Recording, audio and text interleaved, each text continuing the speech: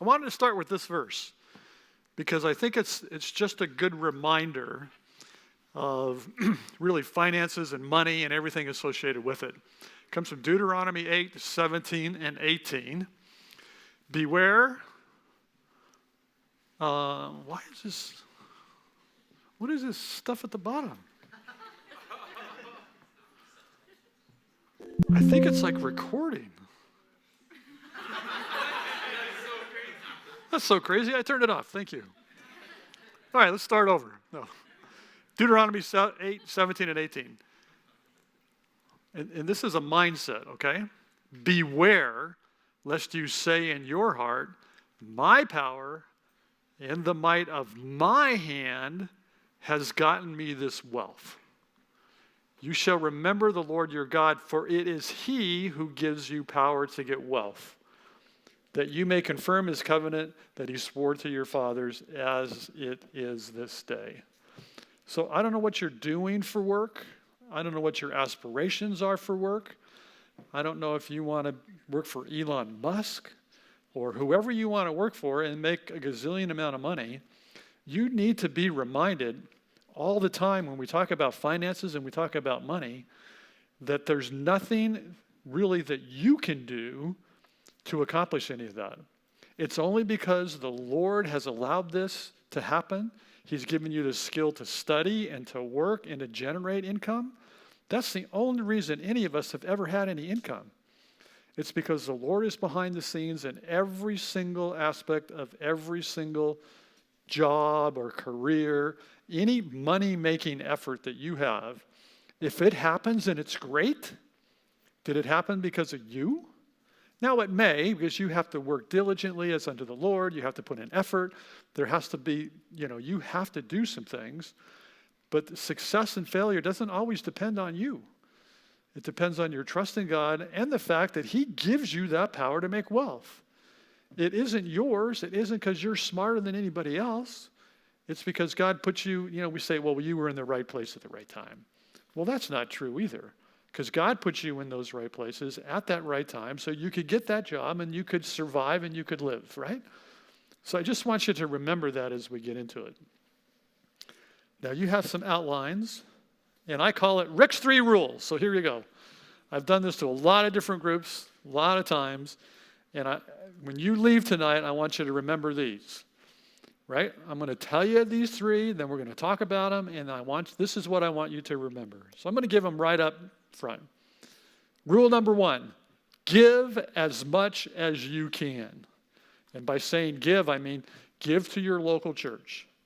If you end up going to New Braunfels, you give to the New Braunfels church. If you end up going to Duluth, Minnesota, and there's no church there, but you're involved in a church, you need to give as much as you can possibly give to that church. And if you have left over after you do that, you might be able to support missionaries and do some other things. We're going to talk a little bit about that. So you can write that down. Number 1, give as much as you can. Number 2, save as much as you can.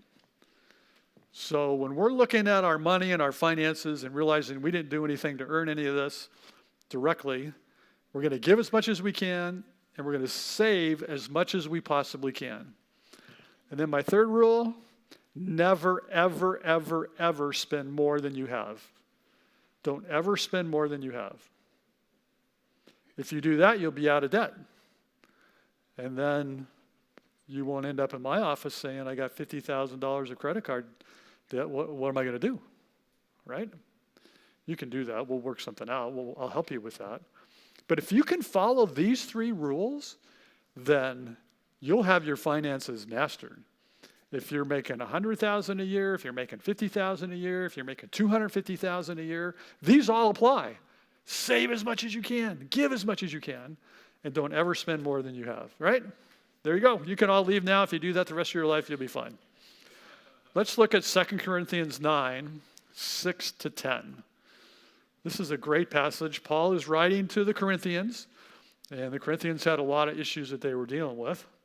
But even the subheading in your Bibles, everybody's got it on their phone. Some of them, does anybody have one on their desk? I don't know, table? Oh, there we go. I actually have a Bible. If you turn to 2 Corinthians 9, you'll see the heading, the cheerful giver. right? And that's one of the concepts we want to look at. If we're giving as much as we can, God wants you to be happy about it.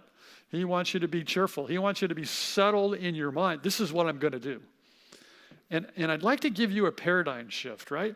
A lot of books that are written, a lot of people you'll talk to are going to say, well, God gets the first fruits. He gets the best because those are biblical patterns. But then, I need some. I'm going to need a new car.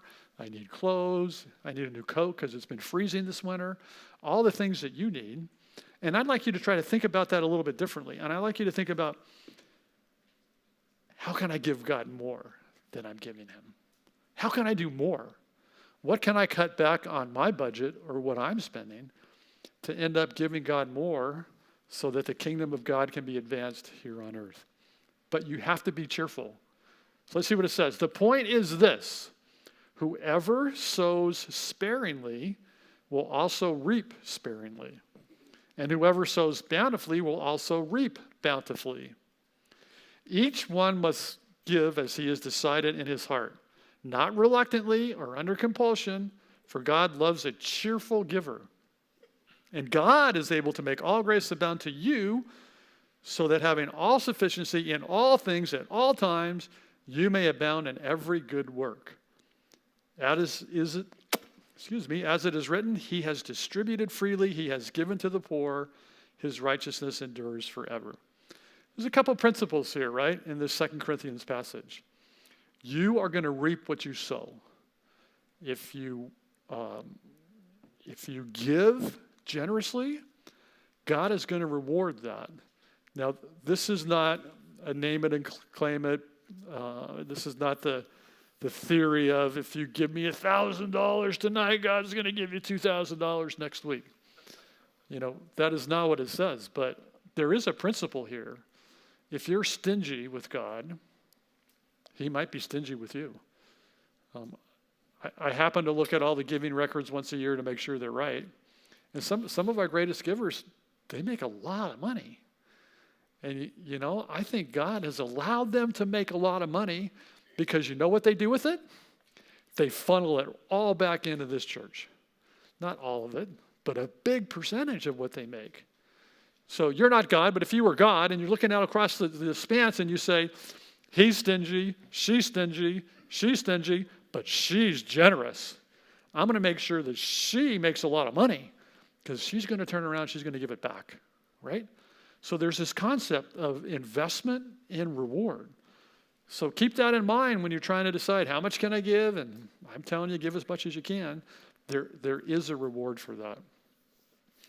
Goes on, each one must give as he has decided in his heart, not reluctantly or under compulsion, for God loves a cheerful giver. You should be happy with what you give. I remember somebody preached on this when we passed the bag, which we don't do much anymore. You should hear people laughing. They're so happy they're dropping their checks in the bag or cash in the bag. It needs to be settled in your heart, and you shouldn't be reluctant about it. Oh, Rick told me to give as much as I can. I need to give more. Okay. That's not the attitude, right? It needs to be settled. It needs to be something that you can feel very comfortable and confident with. And he's going to make all grace abound to you, so that having all sufficiency in all things at all times. Do you want all things at all times? Do you want everything God would want for you at all the time, in all things? Make sure you're a good giver. And it's a biblical principle that will happen. Let's go to Luke 6:38. Here's another great passage. Give, and it will be given to you. A good measure, pressed down, shaken together, and running over will be poured into your lap. For with the measure you use, it will be measured to you. So there's another, challenge that, one, it says to give. It doesn't say, well, if you feel like giving, then you should give. No, it says you should give, and it will be given to you.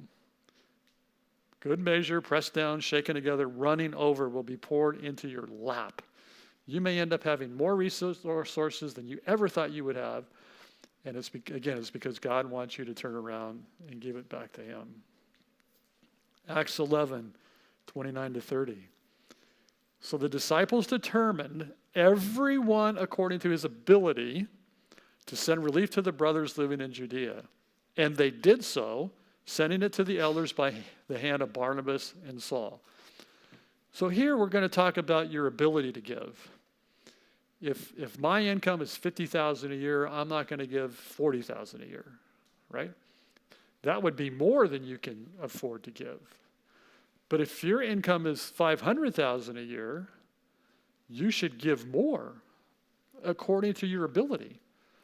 And don't freak out when your friends make a lot of money and they're giving more to the church than you are and you feel bummed out about it. You need to give according to your ability. This is between you and the God that made you and saved you. And you need to wrestle with him and say, what's the right number for me? So what's the right number? It's going to be based on what you have. 2 Corinthians 8:7, I've jumped a little bit around 2 Corinthians. But here Paul is saying, you need to grow in this. You need to get better at this. But as you excel in everything, you excel in your faith, which you'll do in this group, and when you go to church, and when you go to men's Bible study and women's Bible study, hopefully you're going to excel in your faith. And in your speech, because your speech will be all about the gospel, it'll be about Christ, it'll be about great things. And in knowledge, because you're taking a class at CBI, or you're really, if you're in one of these sub-congregations like men's study, you're working in James, and you're memorizing verses. The men have finally had to memorize verses. The women had to memorize verses all the time. This year, the men said, we're going to memorize verses. And so now we're all struggling to try to memorize these verses. A couple crazy guys are trying to memorize the whole book. And I was going to try that for a while, but I don't know. That's pretty hard. But he wants us to excel in the act of giving.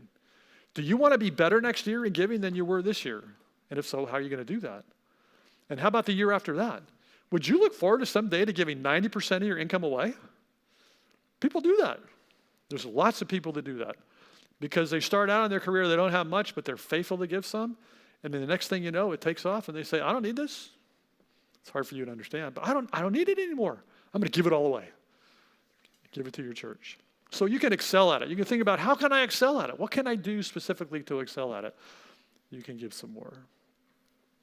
There's a warning in Malachi 3:8-10. There's a warning of what happens if you don't give. Right? Let's read it. Will man rob God? Yet you are robbing me. But you say, how have we robbed you? Comes back, in your tithes and contributions. You are cursed with a curse, for you are robbing me, the whole nation of you. Bring the full tithe into the storehouse, that there may be food in my house. And thereby put me to the test, says the Lord of hosts, if I will not open up the windows of heaven for you and pour down for you a blessing until there is no more need. There you go. Do you want to rob God of what he expects you to do? Are you going to bring it into the storehouse, the full tithe? What does tithe mean? 10%, right? The word means 10%. And we're going to talk about maybe how much in a little bit. How much should we give? But in the Old Testament, was it 10%? It wasn't 10%. It was more than that. If you go through and look at the temple tax and the giving that they were supposed to give all the time, it's well in excess of 20%. I've read guys that have studied it anywhere from 23 to 25 to 28%. And if you think about all the feast and the Jubilee and everything they're giving, it could be a big number. So if you see me walking around campus and you say, well, Rick, I'm doing my tithe, I'm going to go, great. That's 23% of all your income. I don't think that's what you mean. I think what it means is you're going to donate a certain amount to the church. And nowhere in the New Testament does it say how much. Old Testament, pretty clear on what you had to do. New Testament, it's what you decided in your heart. Remember, we said the cheerful giver, be settled in your heart. This is what I want to do. This is what I can do. And this is what I think God is calling me to do. And what will he do? He's going to open the windows of heaven for you and pour down for you a blessing until there is no more need. You don't have to worry about, well, let's see, if I give too much now and then I don't get the raise, and then how am I going to live? He wants you to be in the moment where you trust him all the time. And he says he's going to take care of us. Proverbs 3:9, honor the Lord with your wealth and with the first fruits of all you produce. So really, when you're giving back to God, you're honoring him. You're saying, I'm honoring you as a high and lofty God, that you've taken care of me. I have life, I have a job, And, let's honor him with our wealth because he deserves it. And he deserves the first fruits, right, of all your produce. You don't want to give him the lousy gifts. You don't want to, give him an elephant-type gift that you would do at Christmas. Oh, here you go, Lord. You want one of these? You don't want to do that. You want to give him the best. In our culture, that's money, right? Generally, it's money, but it's not always money. It can be other things. All right, let's talk about how much. So a tithe, we talked about that, means 10%. If you were to force me to give you a number, I would say, could we start there? It's not a bad place to start, right, at 10%. And really, it's a donation. And then you're going to say, well, Rick, is that of gross? What I make on my paycheck, is it gross pay or is it net? Because the net, that's all really I get in my bank account. I don't get the gross number because they take FICA out, they take Social Security, they take Medicare, they take my retirement plan contribution, they take some health insurance stuff, they take federal tax, they take state tax, they take state disability insurance. So by the time I actually get a deposit in my bank account, it's a lot smaller number. So how generous do you want to be? Kind of all comes down to that. And if you settled in your heart to do 10% of net, great. If you're running a business, then we got to have another layer of conversation. Because maybe you bought something and you sold it for $1 million and you got a 10% margin. And after you paid everything, you're only making $100,000 for that. And you might not even get that because you plowed some money into the next things. What did you really get? Do you get 10% of that million? So if you're an entrepreneur or you're running your own business, the concept of gross or net gets a little more complicated and blurry. But I'd encourage you to do gross. If you can't, and you're going to be happy about it, and you're going to be generous, then let's do the net. Okay, what type of income? Just my normal salary. I know what I make. I make $75,000 a year. I'm going to give on that. Okay, I'll try the net. I'll try the gross thing. Let's do that.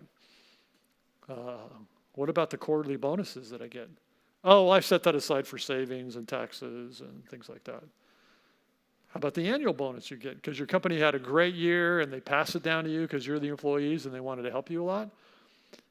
Every type of income you get, when you get it, you should say, thank you, Lord, for giving this to me. I want to give some of it back to you because I love you and I trust you and I know you only have good things for me. And you'll take care of me. If I get cancer tomorrow and die, it's okay. And if I run out of money, it's okay because that's what you had for me. You have to trust God in all of this. What happens if your grandpa dies and he gives you $10,000 in his estate? Do you have to tithe on that? Do you have to give on that? Everybody said? Yes, that's money back into your bank account. So there we go. It's an amount. I talked to a lot of different people. There's some people that when they got married and started out, they said 25%. We're doing 25%. We're doing it every month. And I'm like, okay, that's generous. And you know what?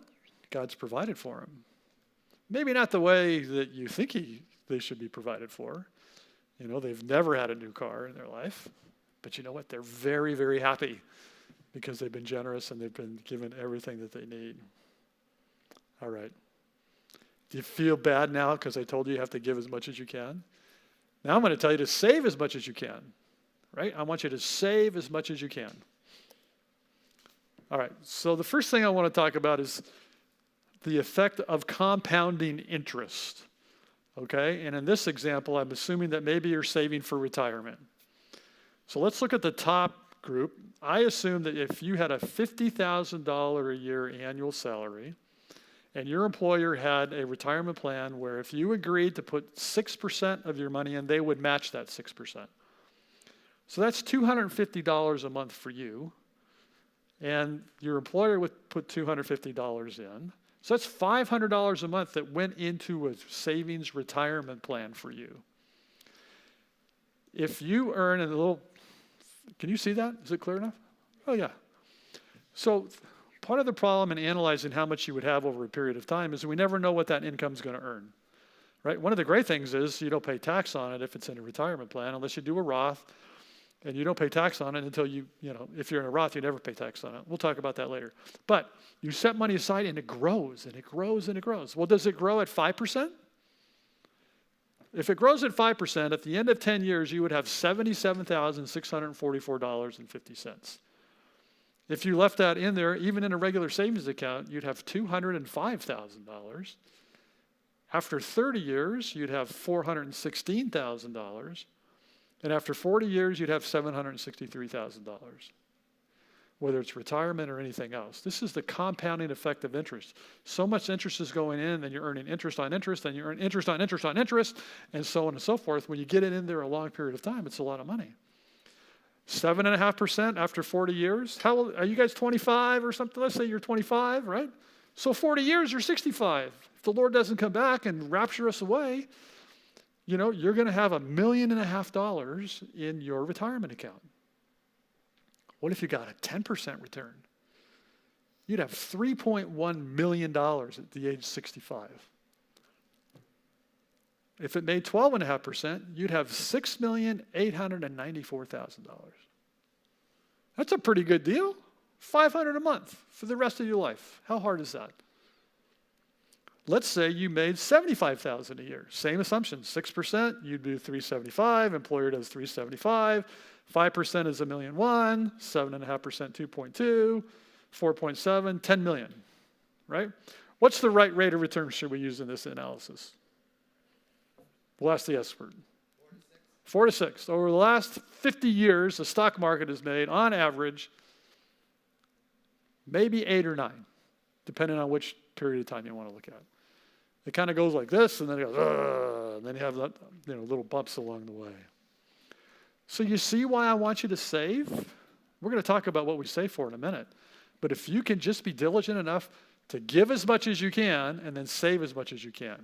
I did a retirement concept here, retirement plan concept, where you put money in, your employer puts money in, and it grows. And it grows like crazy. You're familiar with Genesis 41, right? Hopefully you're familiar with Genesis 41. We're not going to read the whole chapter, but we'll give you a little synopsis here. Pharaoh had this dream of 7 cows coming out of the Nile. 7 great-looking cows, 7 ugly cows. And there were 7 ears of grain. And Pharaoh didn't know what the dream meant. Remember that? He goes, someone's got to tell me what this dream means. And his officials said, well, there's this guy in jail. His name is Joseph. And I remember, the candle maker and the baker, they were in jail with him. And he did good interpretations on dreams. You should call him. Well, he's still sitting in jail, right? It's funny because I read this again and preparing for this. Pharaoh says he sent for Joseph, who was in the pit. This jail is not a great place to be. But they go and they get him. And he says, okay, I'm going to tell you the dream, and I want you to tell me what it means. And what does Joseph say? He says, well, I'm not going to tell you what it means, but God will give Pharaoh a favorable answer. So he told him they were going to have 7 years of plenty and then 7 years of famine. And so that's what the dream meant. And Pharaoh said, okay, well, we need to figure this out. During the years of plenty, we need to save. Save. So when the 7 years of famine come, we have plenty to eat. Pharaoh thought that was a great idea. And so he said, who can we get to manage it? And whenever you come up with good ideas, sometimes guess who gets to do that? You get to do that. So they put Joseph in charge. And what happened? Joseph stored up grain in great abundance like the sand of the sea until he ceased to measure it because it could not be measured. He was planning ahead. They saved the grain for 7 years because they had this prophecy where they were going to have nothing. And they made it through almost the 7 years. But you see the concept there? We're going to save because something could happen in the future, and we're going to wish we had some of that savings. Proverbs 6:6, says, go to the ant, O sluggard, consider her ways and be wise. Without having any chief, officer, or ruler, she prepares her bread in summer and gathers her fruit in harvest. Even some of the basic insects that we have understand that there are times when you have to save because you're going to need it later. And I'm here to tell you that's true. You need to save because there's going to be times when you need it later. Proverbs 21:20. Precious treasure and oil are in a wise man's dwelling, but a foolish man devours it. So if you're just going to consume everything you've had, all the money you ever get, you're going to live a tough life, and you might even be called a foolish man. But precious treasure are in the wise man's dwelling, so be wise. The ants are a people, not strong, yet they provide their food in the summer. We've talked about that. So what do we save for? Well, I like to save for special giving opportunities, right? We've got these STMs that come around all the time. And maybe some of you want to go on an STM. And Rachel, you want to go? You're going to ask everybody in this room, would you help support me? And if they haven't saved something because they're spending it all on themselves, then they can't help you go to Guatemala, right? So one of the reasons we save is we want to take opportunities to bless somebody or bless some ministry. Maybe someday you'll go to a church and they have a Compass 2020 program, right? They want to plant churches. They want to buy buildings. They want to start a Compass Bible Institute. They need extra money. And here's a chance, not just the normal things that you do, not the normal giving every week and every month, but here's a chance for you to do even more if you've saved for that. You might have a family member in need, right? Maybe you've got a sister or a brother that's on the outs and they need money. How would you help your family member if you don't have something set aside to do that? We need to save for a rainy day, right? And I said dash employment. You need to save for a rainy day. There might be a pandemic and you can't work. So now what do? Move in with mom and dad, buy some cardboard and go under the overpass? You need to save for things like that. Even those of you that God has blessed with fantastic jobs, you could lose your job. There's nothing sacred about the job that you have. It might be sacred, but there's no guarantee that you're going to have that forever. There's all kinds of companies I can look at. People worked at Enron. Is Enron around today? Enron's not around today. Arthur Andersen, a big CPA firm. Are they around today? They're not around today. Businesses are failing all the time. And so it'd be good for you to save for rainy days. It'd be good for you to save for medical expenses. How many of you have a medical plan where you work? Everybody's got medical insurance, right? They have these funny things called deductibles and copays and maximum out-of-pocket costs. And you get these funny little disclosures every year from your employer, and you don't look at them, you just file them away because you're healthy, and you're never going to have that problem. But if you do have a problem, how are you going to pay for your medical expenses?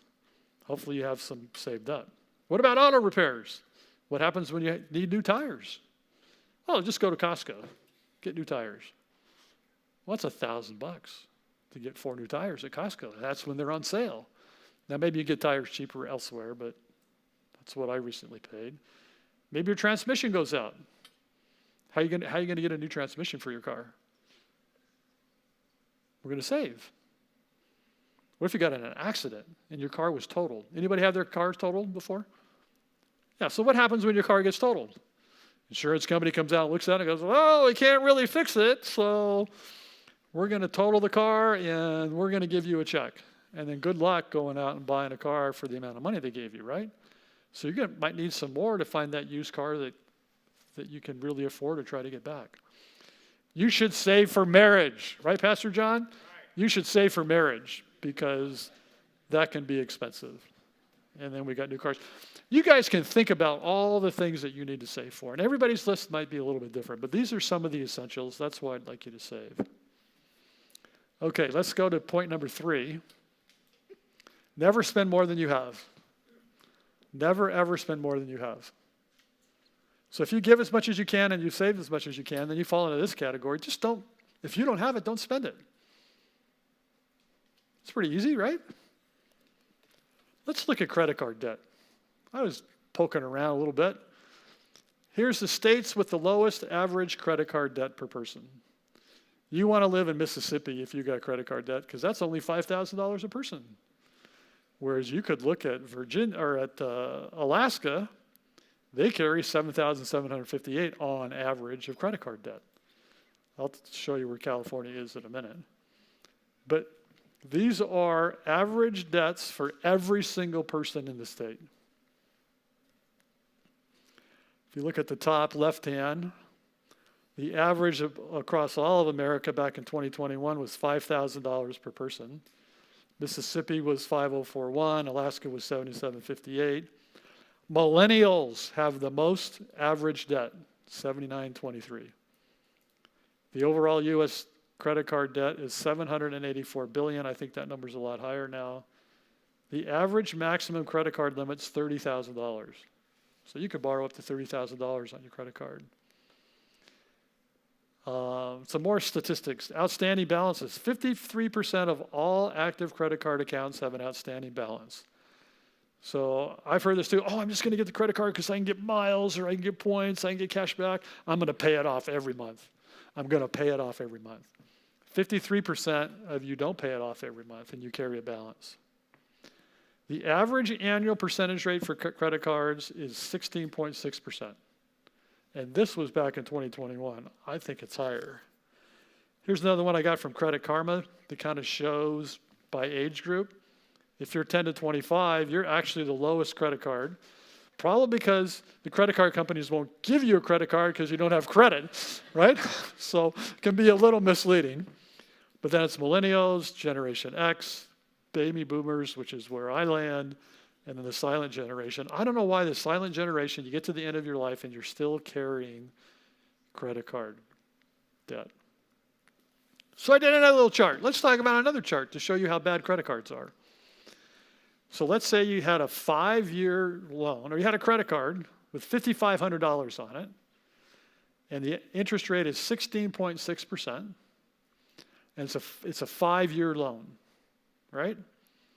If you make no payments on that credit card, then at the end of those 60 months, you're going to owe $12,544. The $5,500 that you use for the big screen TV and whatever else you had on your credit card, plus all the interest that accrues every month, you'll end up with over $12,500 of credit card. You say, yeah, okay, but I'm going to make minimum payments. Okay, well, let's say you pay $20 a month just to keep it alive. They all have minimum payments. Hopefully none of you know this. But if you have credit card debts, they have a minimum payment you have to make, which is never enough to pay it off. So let's say the same 16.6%, the same 5,501, but you're going to pay $20 a month for 60 months. You still owe $11,893. So you got stuff worth $5,500 and you paid interest of $6,300, almost double of what you had. Now let's say the interest rates are at 20%, not 16.6, because if you're late 2 or 3 times, credit card companies get to do what? They get to increase the credit card rate, and so now you're paying even more. So at 20%, you end up with $14,831 at the end of those 60 months with no payments, and a little less if you make $20 a month payments. So I don't like credit card debt. I went around to some of the tables and said, what question do you want me to answer? And somebody said, tell me the best credit card. I'll tell you the best credit card. None. I don't want you to have a credit card unless you pay it off every month. If you pay it off every month, then that's different. But you need the discipline to make sure you pay it off every month. And it's easier, right? Swipe the credit card statement comes in, and you pay it off. As long as you pay it off, I'm good with credit cards. And as far as APRs, average percentage rates, or points, or cash, or miles, those are personal preferences. To me, cash is the best because it's cash that I can give on. Costco gives me a rebate. I can look at that and say, oh, here's some more money I can give to the Lord, right? Because we're looking at everything that comes in and saying, I want to give that to the Lord. Okay, no debt. The rich rules over the poor, and the borrower is the slave of the lender. This is true.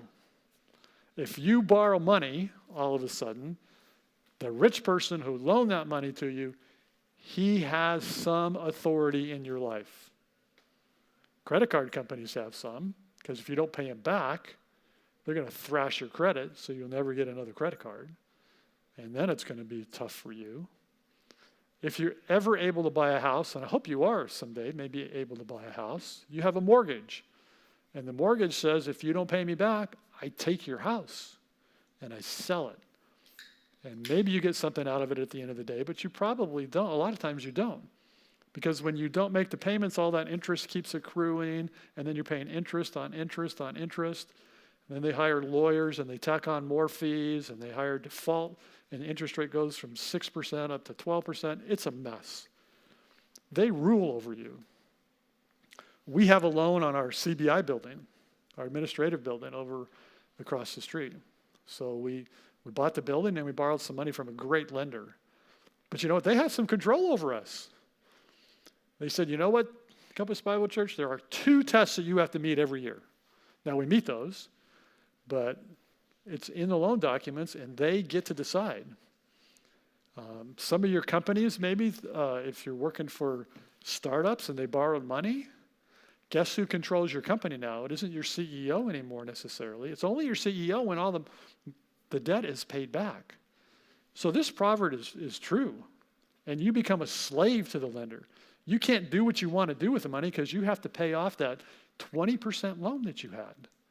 So another true principle. 1 Timothy 5:8 is another warning. But if anyone does not provide for his relatives, and especially for members of his household, he has denied the faith and is worse than an unbeliever. If you've racked up so much debt that when someone's on the down and out that you want to help, even a relative or a family member in the church, and you can't do it because you racked up a bunch of debt that you can't pay back, this is not good. He's denied the faith. And it says it's worse than an unbeliever. It's worse than an unbeliever. So be careful with that debt. The plans of the diligent lead surely to abundance, but everyone who is hasty comes only to poverty. 2 Thessalonians 3:10, for even where we were with you, we would give you this command. If anyone's not willing to work, let him not eat. You know, I can go to school, I can get a student loan, and I got 4 credit cards. I can borrow against the credit cards, so I don't need a job to get me through school. And there's this loan program. I'm going to get a student loan because I think Biden's going to forgive them all anyway. So why would I need to work? You know, just a wrong attitude, right? If you're not willing to work at something, then you can't eat. So let's stay out of debt. This is the scariest one to me of all when we start talking about debt. The wicked borrows but does not pay back, but the righteous is generous and gives. So if you came to me and said, Rick, I really blew it, and you know, I got this debt, and I want to file for personal bankruptcy. You've all heard about personal bankruptcy, right? You can file for bankruptcy, they get rid of all your debt, and you get to start all over. And people think that's a law in the state of California. It's a federal law, and we can say we're under the law. We can do that every once in a while, and we actually tell people, yep, that's an option for you. But when you stand before God, this says you were wicked. You were wicked when you borrowed money and you didn't pay it back. And sometimes I use the analogy with credit card people. I say, what if I loaned you that $10,000 on your credit card? Are you going to go through personal bankruptcy so you don't have to pay me back? You need to make it personal. Just because it's Visa or it's Bank of America or if it's Capital One and you think it's a corporation and they're willing to write it off all the time and they'll take losses on it, you know, there's a concept here that when you borrow it, you have to pay it back. Ultimately, you have to pay it back. So this verse scares me whenever I think about going into debt. If you have debt, your testimony could be in jeopardy, right? Your family could be in jeopardy. Your marriage could be in jeopardy. Your ability to be Attapat could be in jeopardy. Someone may come to you and say, you know, I think you should be in the North Dallas church plant. And you're going to say, well, I don't know. How would I afford that? And I can't get an apartment there because my credit's thrashed. And so where would I live? Right? It limits your ability to do what God has specifically called you to do. And so there's future. All right. I have two areas where I think you can borrow money and it's okay. And these are areas where the asset that you have is more than the debt that you have. So if you did want to go to North Dallas or wherever the next one is after that, and you had a condo or you had a house, and it cost you $500,000 and you had $400,000 of debt, you could sell it. And you could pay off all that debt and you could go to North Dallas and you got money to buy a house there or to do whatever you have to do. So if you came to me and said, I want to buy a house, and you've saved up 20%, think about that. In California, if the average price of a house is $800,000 and you need 20% down, you need $160,000 down just to buy that house. You actually need more than that. But I think buying a house is a good idea if you can afford to do that. And I'm willing to say you can have some debt to do that, because chances are you can pay off that debt by selling your house and get back to where you're free again. You can go anywhere, do anything, anytime, and you're not tied down to a debt. Everybody needs a car, and so as long as you put a lot of money down on the car, then I think car loans are okay. Most of you have loans on your phone too, right? Did you get a new phone? They told you, oh, this is free. Sometimes they're free, sometimes they charge you over time. And I guess phones, I should add phones to this. But those are areas that I think in a Christian community you can say, if I'm paying a mortgage payment, property taxes, insurance, and everything you need in a house, and it's less than what I'm paying in rent, and I have a down payment, I'm good with that. So I want to leave you before we go into Q&A. And we've talked a lot about some things. Give as much as you can, save as much as you can, and never spend more than you have. And we spent a whole lot of time on this, but really, I love Hebrews 13:5. Keep your life free from the love of money, and be content with what you have. For he has said, I will never leave you nor forsake you. So just don't fall in love with the money. Don't do that. Be smart. Be wise. And just don't let it get out of control. All right. Now we get the hard questions. Easy questions. John's got a mic. Check. All right. If you've got a question, love for you to raise your hand. I might start off with a good question. Okay, we got questions over here. As I'm coming over here, one question for you to think about, Rick, that might be helpful. How much do we need to save? How much do we need to have in our savings for a rainy day fund or things like that? What are your suggestions? Okay, every personal financial planner out there would tell you 3 to 6 months of whatever you're spending. So if you look at your budget and you're spending $5,000 a month, you should have $15,000 minimum in an emergency fund that you don't touch, you don't really invest much in. I would like 6 months. Lord willing, if you guys get married and you go through premarital, I'm going to look you in the eye and I'm going to say 3 to 6 months. And you're going to say, I can't do that. There's no way I can do that. And I'm going to tell you, you really need to do that. And I've had people come back to me a year or two later and they said, I had a rainy day. And if I didn't have that 3 to 6 months, I'd be living in a shelter. Because think about it. If you lose your job, where are you going to go? Right? You have no income. You have to go to your savings. 3 to 6 months of what you're spending. If you're spending $1 million a month, then you need $3 million in savings. There's only zeros on that. I could use any number. 10,000 a month, 1,000 a month. You need to have 3 to 6 months. Great question. All right, Jonathan's got a question. Actually, I've got two. First might be an easy one, but could you explain what ADAPAT is? Sure, John can explain that. Anything, any place, anytime. So that's a phrase that we throw around here a lot that basically says if I'm a regenerated Christian and Jesus Christ is my Lord and he's my King, if he asks me to do something, my default should be I'm going to do it, right? I will do anything, any place, anytime. And so you've seen these group of people that said, I'm going to go to New Braunfels. I'm going to go because I think God wants me to be involved in church planting. I'm going to go to Boise. Now let me tell you about Boise. So we barely breathe the word Boise. Boom, 10 families are out of here because they hated California. Do you think they were on the core team for Pastor Ben? No way. They were not church planters. We let these pastors take, it's not a defined number, but let's say 10 families, 100 people. We want them to be all about the gospel and church planting. They're at a pad. I'll do anything for the God. I'll do anything, any place, anytime. And if I'm weighed down with all this debt, then I'm not very nimble and quick. Although we do give you plenty of time to think about where our next church plant is. But yeah, at a pad. Perfect, thank you. The second question I have was maybe a little tricky and particularly niche.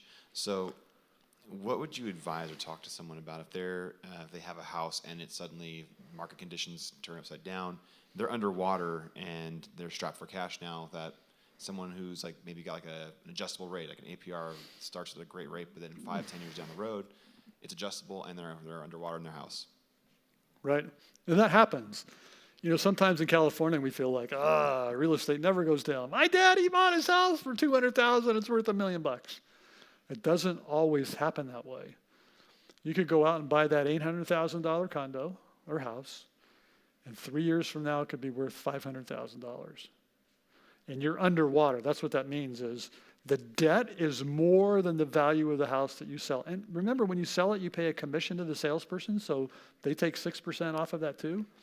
So the question is, well, what do I do? I mean, this is horrible, right? You stay in it and you pay your mortgage because that's what you said you were going to do. That's what I would do. I think that's what God would want you to do. That's why before you do anything like this, before you sign on the dotted line, so that's the tough guy response at the beginning is you signed it, you live with it, you got to pay it back, right?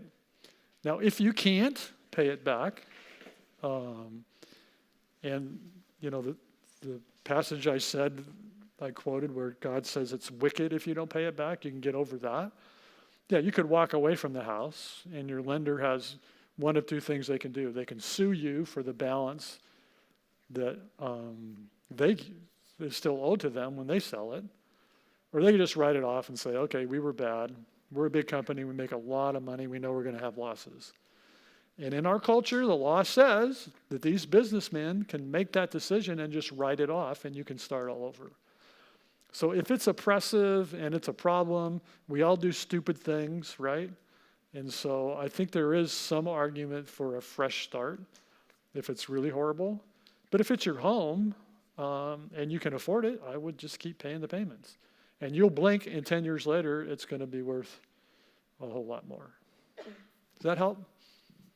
Okay. Awesome. Another question right here.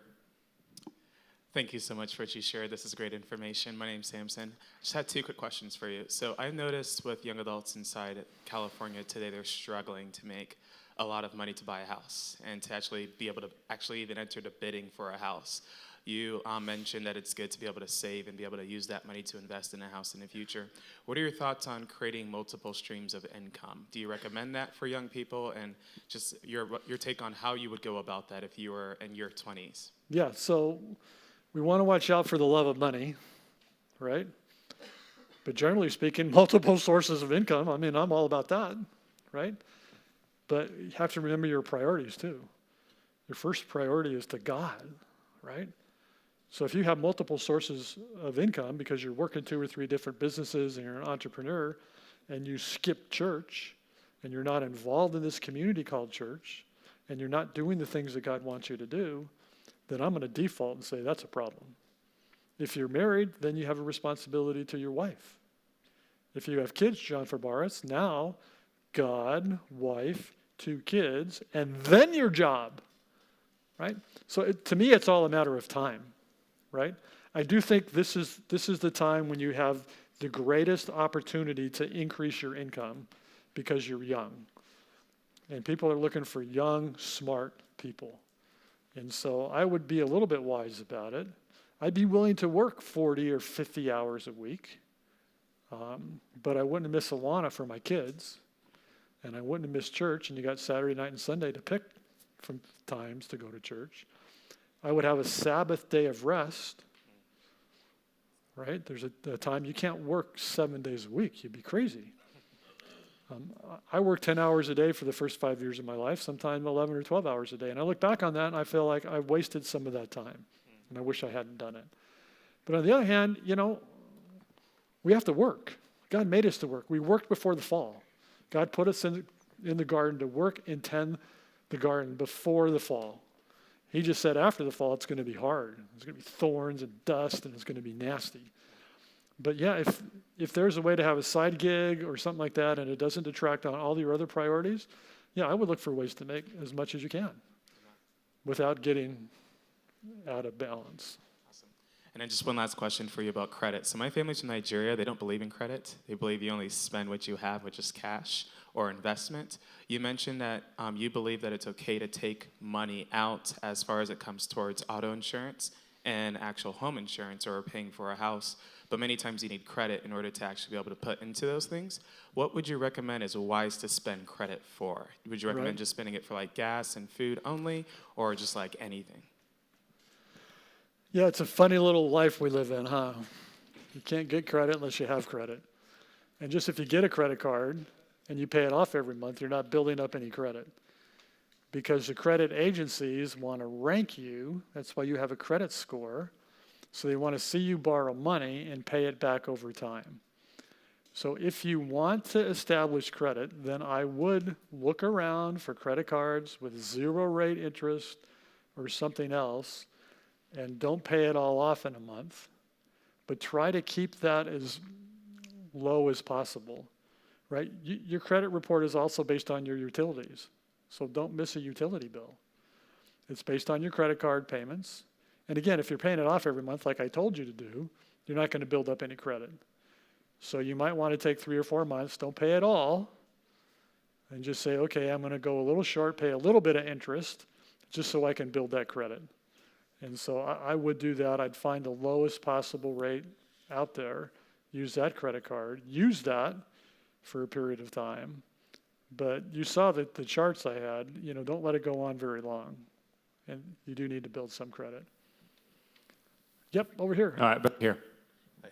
Thank you, sir, for your advice. I just had a quick question about your thoughts on investment, because I've heard from sources that rather than saving money because over time, because of the rising costs and inflation and all of that, if you save your money, it's actually devaluing in your bank account.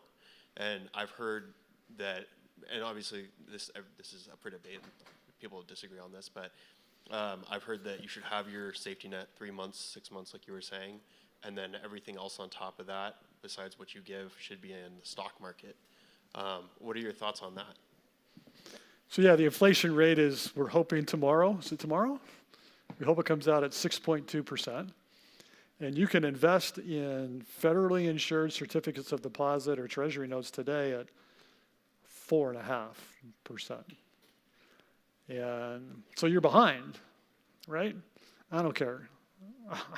You got to have the money if something happens, right? So I would invest it right now. I'd invest it in CDs or treasuries that at least get 4.6%. So, that's what I would do with that. And you can talk to any of the older people right now and ask them how their portfolio did over the last 3 years. They lost 20%. 20%, Mr. Barnett? Easy, you lost 20%. So I took $10,000 in and said, I'm going to invest in the stock market because it's going to be great, right? You lost $2,000. Gone, never recovered, never get it back.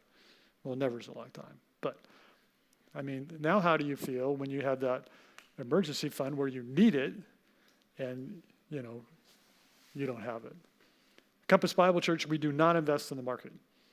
If somebody gives us 100 shares of stock, which happens a lot, we sell it the next day because we don't want to take any risk.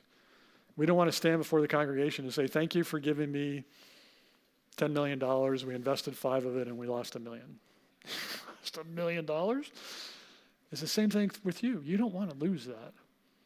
I think there is a place, especially in retirement plans, for investments, right? I think you can do that.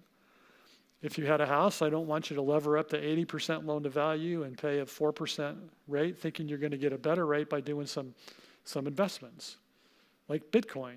Don't get me started on Bitcoin, right? But that is true. We are losing money because inflation is eroding the value of our money. But for these emergency funds, I think you got to set them aside. I never talked about what happens if you have more. If you say 3 months and you're giving as much as you can and you're saving as much as you can and you're not going in debt, then I think we can start talking about, well, maybe I do try to buy a house. Or maybe I do invest in a broad-based set of investments. A lot of times that's called a mutual fund. And then you're diversified with respect to the industry. They call them sectors, or the industries you're in. Don't put all your money into one stock like Apple. You put it into Apple, and you put it into Microsoft, and you put it into Salesforce, and you put it into all different companies. So if one sector has a problem, maybe you don't get hit as hard. But, I mean, lately, everybody that's had any money in the stock market's been very sad, right? On the other hand, I don't want you to get together with your buddy and buy a rundown condo somewhere, because, then you have a water leak, and then you have a roof leak, and then you have something else that you got to fix, and how are you going to pay for that? Be great if you could, pull your money and buy something. But that's only after we've given as much as we can, we've saved as much as we can, and we don't have any debt. Now we've got play money. And really, you can look at some of that and say, there's a pretty good return on investment by giving it away. God's return on the investment is a lot higher than you're going to find anywhere else. But you will get, you can invest in the stock market right now, and 3 or 4 years from now, you'd be very happy because we've had the bump, we've had the recovery, and things are going to go better. But nobody can predict the future. But it's a point well taken. I still think having money sitting in the bank in cash is going to help you through that rainy day. Anything over that, that's a different discussion. You can talk about that with the Barnetts sometime later. Question over here? Question right here. Got it. Thank you. Thank you for the discussion. Very good. One question I have is, do we make more money if we give God more money, or is that if we give more, does that allow opportunity to maybe go in a direction? So there's this spiritual principle that says that he's going to be generous with you if you're generous with him. It's not a prosperity gospel. It's not a guarantee. It's not a machine where I put $100 in and God says, I'm going to give you $200 back. What he does say is he's going to take care of you. No matter what happens, he's going to take care of you. Now, let me bring some balance to this. Don't be stupid, right? You have to live. You have to pay your rent. You have to have a phone. You have to have a vehicle. I understand all of that. I'm just saying, let's make sure we keep our priorities right, and give as much as we can. So there's no guarantee. There's no Bible verse, right, that says, I'm guaranteed I'm going to get a good return on my money. But you talk to Christians that have been around a while, and they're going to say, the best investment I made was in the kingdom. And God does crazy things. Somebody bumps into you and says, hey, let's go partner in this little venture. You got time on the side to do it. And the next thing you know, you're making a lot of money. So you can give more. Thank you. I have another question for you. Somebody's got to have questions. This is good. Because I know Vera's not going to ask me a question. She asks me questions all the time. So she knows I'm nice in how I answer them. That's awesome. So the question I have is, particularly as young adults here living in Southern California, with just looking at rents in the last couple of years, watching them just skyrocket, and wages in Southern California aren't exactly keeping up, unless you've been changing jobs and just been fortunate enough to get that kind of a raise. What would you say, if you're looking at your expenses, someone who, if you know that your housing cost is going to be your largest expense, I've seen it go anywhere from 30 to 50% for people, but how would you try and help someone think through what to do when your housing cost is increasing faster than your income is increasing? It's so hard. It's just hard. There's no easy answer to that. If you're single, then you got to double up. You got to find some buddies to share an apartment with. And then I would say just make sure you're investing in something that can produce income for you, right? Be an actuary, be a CPA, be an engineer, work for Google. There was a guy that kind of grew up here, and I remember doing his premarital, and I said, what are you doing?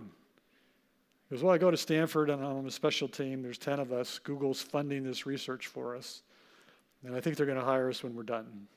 And they did. So there's good jobs out there. You just have to be trained to do them.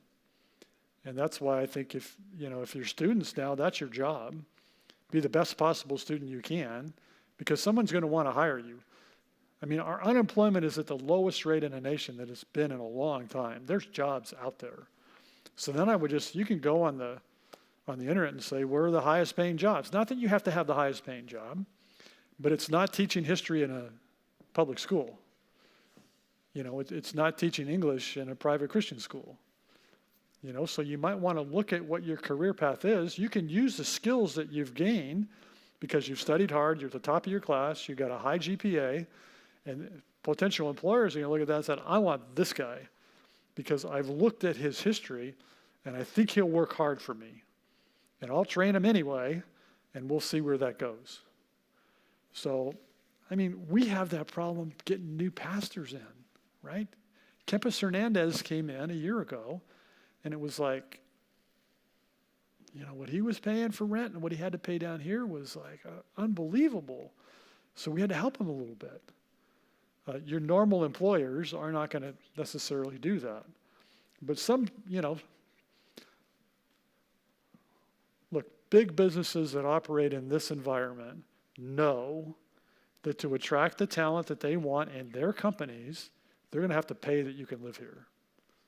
They're not going to expect that you're going to have to live out in Hemet and drive 2 hours to get here and then 2 hours back when they want you to work 10 hours a day. So there is some realism here. These RX site guys, they're a public company. They're paying well. But you have to have a specialized skill that they want. That's how you get to go to work for RX site. Or Neogenomics, they do cancer research. If you think you have cancer and there's a biopsy, they send it up to there and then they plot it out in this crazy scientific way to find, what kind of cancer you have. So then the doctors can take a look at that. So that means you got to be a chemistry student, maybe you need a master's, and you got to study hard and be at the top of your class. If you do all those things, there's money for you to live here. Because if the economy drives everybody out, then they can't hire people, and it's going to drive the businesses out. So they're going to move out to Riverside and to San Bernardino, where their workplace can afford to live. But it is hard, and I was able to buy a house young, and so the price gets fixed, and you don't have those big, wild swings. But we're in a time where there's big, wild swings. We could get a major recession or depression, and all those rents are going to come down. They're already coming down. From what I've been reading, rents are dropping because when the pandemic ended, everybody said, "Oh, we need more places," right? And they started building apartments like nobody's business. And now they've all come on board, and all of a sudden rents have, from what I read, kind of leveled off. And who knows, they may decline. And housing values may decline. I can tell you when I started working, I didn't think I'd ever be able to buy a house. No way I'd ever be able to buy a house. It was impossible. But, some things came together and I was able to. So try not to stress out on some of that. You should work hard, do your best, and get educated, find a niche, and then work hard at it. All right, we got a lot of questions now. This is great. All right. My question is, with the inflation that's really high and with the stock market crashing, so investing in the 401k, watching my balance is actually going down while inflation is going up. So I feel like I'm losing, not making money. And although the number that you presented on the screen will look really good, but looking at like 30 years ago, people were able to buy a house in California for $100,000, and if you were to tell them that, oh, you can have $1 million in 30 years, they'll be like, wow, but now $1 million can barely get you a house. So maybe the numbers look good, but actually the value of the money in 30 years will not be as inflation good as will eat away at some of that, for sure. but at least you have it versus not having it. So you can make a decision not to save and not to invest. And then you get out there with those inflated dollars, and this inflation is going to go and go and go and go and go. And instead of $4 for a thing of eggs, now it's $20 for a thing of eggs. And talk to anybody older than me, and I'm pretty old. And they'll say, can you believe what it costs to buy eggs? Because we lived through that, right? And all I can say is God knows that works. God knows what's going on. And we've all seen our 401ks and 403bs decline, and we're wondering, when do we pull out? When do we pull out? And when they print money and everything goes up, these are big macroeconomic decisions that nobody's really figured out. I don't think there's anybody that's figured it out, right? It's a herd mentality. Everybody tries to do the same thing. So those are just things you have to just do your best, right? There was a time that crypto would have been a great investment when it was $1,000 a coin, right? But that's not what it is today, and I don't know how long that's going to happen. So, what would you do? That was my next question. What's the better investment? So, I really don't make investment decisions because, especially when we look at the last 3 years, it's been difficult. I would think, if you could find a company where you could share in the ownership of it, like the gig economy that they're talking about, you're good at something. And you need to become good at something, and then you need to look at ways that you can make some money doing that. But there's no easy answer to that. Everybody's concerned about it. The Democrats think everything's fine. The Republicans think everything's not. That'll flip. I've just seen this time and time and time again. And there have been periods of decline. It's just been crazy with the pandemic and what that's done. And you know what? You may never own a house. You may never own a house. And John, is that okay? Yeah. You may never own a house. I've said that out loud. Yeah. A few times. So you can find ways to be effective for the Lord in the kingdom without owning a house. And owning a house is it's expensive. Ask me. Ask his dad. He'll tell you. It's expensive. I remember reading an article 30 years ago about this couple. They said, we're just going to rent the rest of our lives because we know we're leaving some money on the table. But even if you bought a house and it went way up in value, how are you going to get that value out? By selling and moving to Hemet. You can move to Hemet right now. The only way you get it out of your home is to sell it, and then where are you going to live? Hemet. Better than Blythe, because you can drive there. But, right, you're going to have to go somewhere and live. So when you buy your personal residence, and you're all happy because it went way up over the last 20 years, 30 years, 10 years, so what? It's the home that you live in. And whether you rent or you own, we're talking about leaving money to your heirs. And that's another whole topic. But I've seen a lot of people leave a lot of money to their heirs that they wish they hadn't because they wasted. Got another question over here. The guy I pointed to that said, I'm going to hire you because you got a good history and I know you work hard. Thanks for noticing. But seriously, I opened my own savings account this past year, and I noticed like some of the banks actually give you a little bit of interest just for depositing. Does that really vary? Oh, just if you do your direct deposit, like from your paycheck into it? Or if you're just making a regular deposit in general? Yeah, I mean, that's a marketing scheme to get your money. They'll give you a little bit more. Probably not material? I don't know. Huh? It's not material. It's a marketing gig because they want your money. The best way to invest your money is in right now. I shouldn't say that. I don't give investment advice. Did I tell you that? I don't give investment advice. He'll give you investment advice. Certificates of deposit, fully guaranteed by the federal government until they default because they hit a debt ceiling. Fully guaranteed by the federal government, and you can make 4% right now. That's a good 4.5%. That's a good number. What's the minimum investment? 10,000? Can you get less than that? 2,500. And think about it. Let's say it's 3,000 because maybe I can do the math right. 4% on 3,000 is 120 bucks. We're talking about 120 bucks instead of 60 bucks.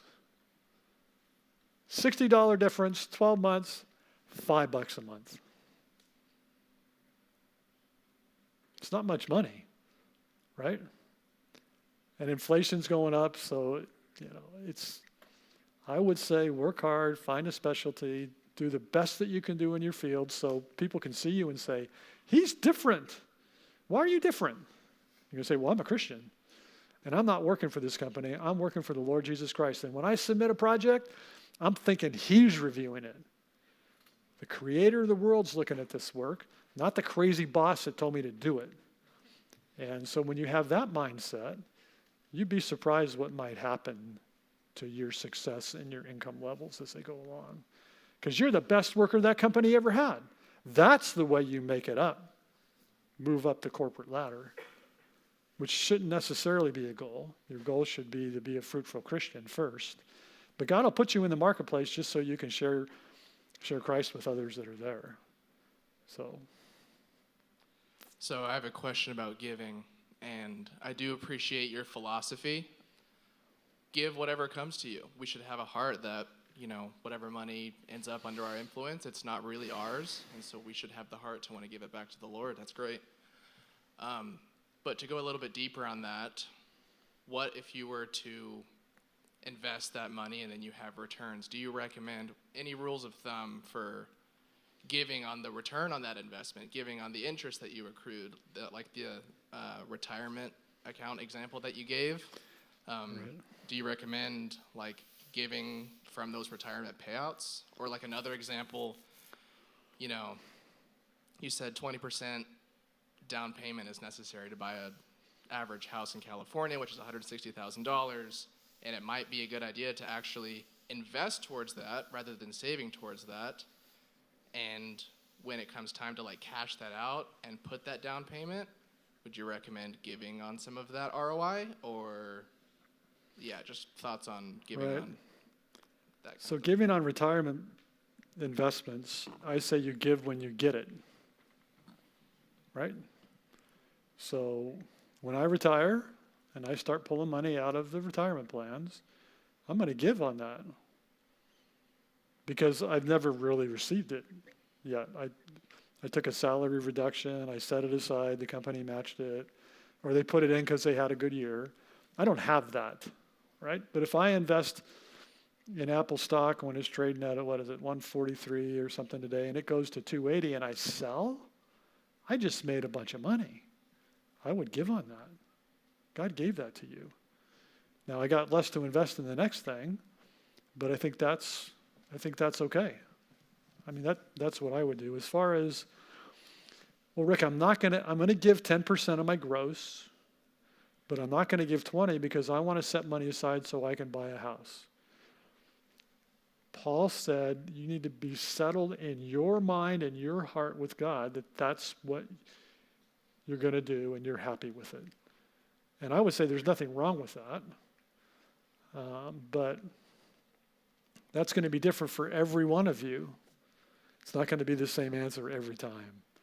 And again, owning the home is not the best thing in the world. That's where I differ a little bit with Dave Ramsey too. Anybody, you've heard of Dave Ramsey, and what's the one thing that he says will make you happier than anything else in the world? Money. Debt-free. I'm debt-free. He's got a radio program, and if you're debt-free, you get to go to Colorado Springs, and he'll interview you, and at the end of it, you can scream with him, I'm debt-free. He thinks that's the most important thing you can do in your life. And you've heard me talk about that, right? It's not the most important thing you can do with your life. Yeah, you should have control of your money. And he's got a radio thing too, and it's always interesting to me because he says, okay, how much cash you got? What do you make? What's your debt? Oh, you could be done with this in 24 months. And I'm listening to the numbers and I'm thinking, I don't think that's possible. But it all comes to your standard of living too. When I talk to people that are in trouble, I tell them you're at war, right? You have to fight this. You look at every purchase and you ask yourself, do I need this or do I want it? Do I need it or do I want it? If you need it, then you got to figure out a way to buy it. If you want it, then maybe it isn't time for you to buy that right now. And those are very personal things to do. But, if you're taking care of the Lord and you're completely satisfied and you're being, you're hurting a little bit because you're giving it to the Lord and you've got money left over, then again, that's a different conversation as to how you invest it. And I would encourage you to invest it. And I would encourage you to save for a down payment on a house. Because you know why? Not that it's going to go up in value over 30 years. It fixes your monthly payment for a place to live. That's what's great about it. It fixes the monthly payment so we don't get 20 or 30 or 40% increases in our rent every month. Like I'm sure the Irvine Company's doing. They're probably jacking that rent up as high as they can. But if you can fix your monthly payment, that's great. I feel like I should tell you. Oh, we got some Irvine Company people over there? Well, a couple things. The guy who has been asking you the questions is the guy who raises the rent for the Irvine Company. He's literally the guy that does it. And then you took a shot at English teachers and Andrew Wilson over there. He's a smart guy. He can figure out the money thing. But see, that's what I mean. You can be smart in your major, right? But you're not going to run General Motors as an English major. But you can have a great career and a great life, right? You can have that. And if we could just get rid of the Irvine Company and raising the rents all the time. Come on, Jonathan. Look, I knew a lot of guys that worked at the Irvine Company, and I liked them. Uh-oh, we have a question back here. Okay, hold on. I hope it's a clarification. Oh, you want to go? Yeah, he was Okay, next. go. Hey, Rick, how's it going? Well, I don't know. I think it's going okay. Well, my name is Anthony. I had a question for you. So for those of us who have like a significant amount of debt, so based on what you make every month, how would you suggest or recommend someone allocate their money to how much they pay towards debt and also saving until they reach the goal of like 3 months to 6 months expenses? So I know you might not be able to get to that 3-month number right away. I get that. So then I would say that's ideal. I think you work towards $5,000 or $6,000 in an emergency fund in case you were to lose your job. I would work hard for that. And then if you have a lot of debt, like several credit cards or whatever, there's methodologies as to the best way to do that. The first thing I would tell you is don't go into any further debt, right? Let's cap it where you are. And then I would find, and I differ a little bit with Ramsey on this. Ramsey would say, find the one that you can pay off the quickest, right? So if I have credit card A that I owe $1,000 on, credit card B I owe $2,000 on, credit card C I owe $10,000 on, he would say, take extra money and get that first credit card paid off. Do the minimums on the other ones, take any extra money you have and pay that off. And now that's gone. And you've been used to paying more for that one, take that money and go to the next one. And then pay, just go until that one's paid off. And then you go to the last one. It's called a snowball effect because what you're doing is you're taking the money that you used to pay off the first one, and now you're paying off the second one. It may take a little bit longer, but then when you have both of those paid off, now you can go and you can tackle the bigger one. And so there is some benefit of doing that because you get some success in doing that. That's what I would do. So you may not be able to give 10%, right? Let's be real about that. That's why there's no percentage in the New Testament, right? These are all principles. And I've told people, you can't give right now. Actually, I stopped doing that, John. I said, if you can't even give what you're paying on your cell phone, then you're telling God your cell phone is worth more to you than he is. So I would do something. And there are times I've told people, can you give $50 a month? Let's just give $50 a month. And then go and spend 2 or 3 or 4 or 5 years, leave it at $50 a month until you get the other things cleaned up. Because we don't want to go backwards. So I was trying to give you a paradigm, of how can I give more? But I realize some of you are in the trenches and you got to clean up some things that maybe happened in the past. So I would say clean those up. Clean them up as fast as you can. And then, God will honor that too. Because he's for you. He's not against you. And he would like your financial house to be in order if you can. So I would ask people. I would be authentic. And I would make an appointment with me and come in and let's lay it out. Let's look at the details and see what we really can and we can't do. And maybe you're not giving right now. Or only giving $50 a month or $20 a month or $10 a month. And maybe you can't save any because, you're drowning in that credit card debt. Let's get rid of it. And don't go through bankruptcy. There's consolidation firms that say they can help. They charge fees. But I would kind of create a battle plan for trying to get rid of the debt. So you can envision something 2 or 3 or 4 years down the road where you're out. And how great would that feel? So then I would try to develop a plan with somebody you trusted, be authentic and show them the details, and then ask them to hold you accountable to that plan. And don't get any further in the debt and just try to knock it out as soon as you can. Thanks again for doing this tonight. I do have 2 quick questions for you. One's kind of quick, one maybe not. But you kind of touched on it with the transparency. There's a lot of good resources out there that, come alongside Scripture. There's the treasure principle. There's God and money. But one of the topics is, do you recommend having transparency with, kind of like your close friends, your inner circle? And if so, and I'm talking about specifically your finances, your giving, all of that encompassing. If you do recommend that, how deep do you go? We were talking at our table earlier, and some of the topics that are really, really sensitive that people don't like to talk about. It's always money, and other things. But do you recommend that?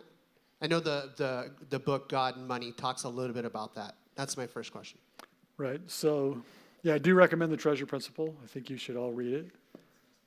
If you have a lot of money, or you think you'll have a lot of money, that God and Money book is excellent. It's called God and Money. And it does talk a little bit about the paradigm shift that I've tried to give you today. And he recommends it.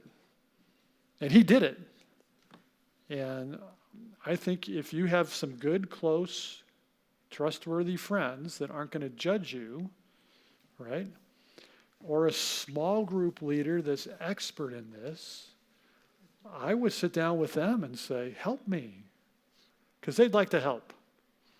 And so any experience you can get from somebody that's been through this, I think would be super helpful, right? Be super helpful. And don't be embarrassed. I remember when I graduated from UCLA, I wanted to work for one of the big CPA firms, and I got an offer of $12,400 a year. It's my first real job, $12,400 a year. And there were 3 or 4 of us that kind of went through all the accounting classes together. And this other gal, she got $12,600 a year. And I got $12,400. And I'm like, dude, she got $200 more a year than I did. What is wrong with that? I felt like I was undervalued. And then I said to myself, what are you talking about? You got a job. Be thankful for the job that you have.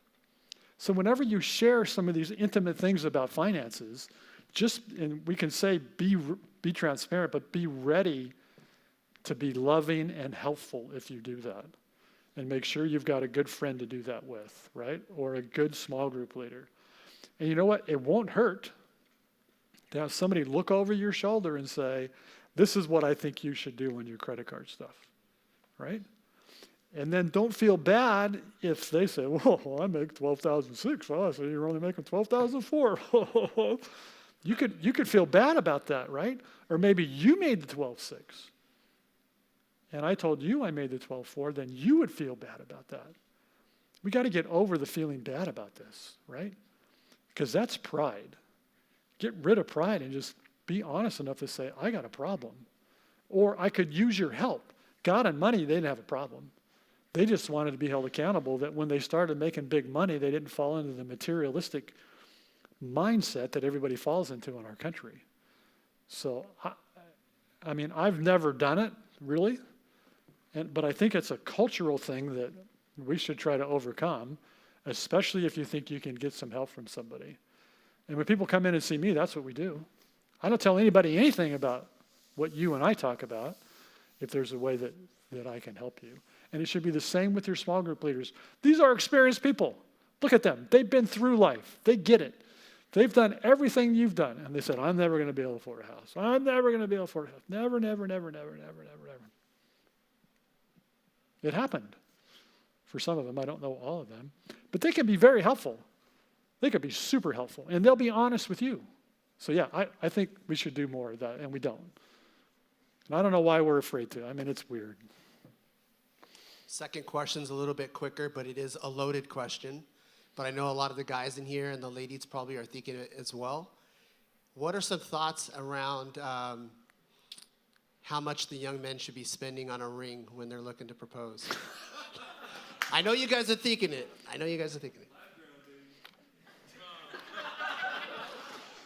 I remember when I bought my ring, they said, spend a little more because you need to build up your credit. This is a good way to build up your credit.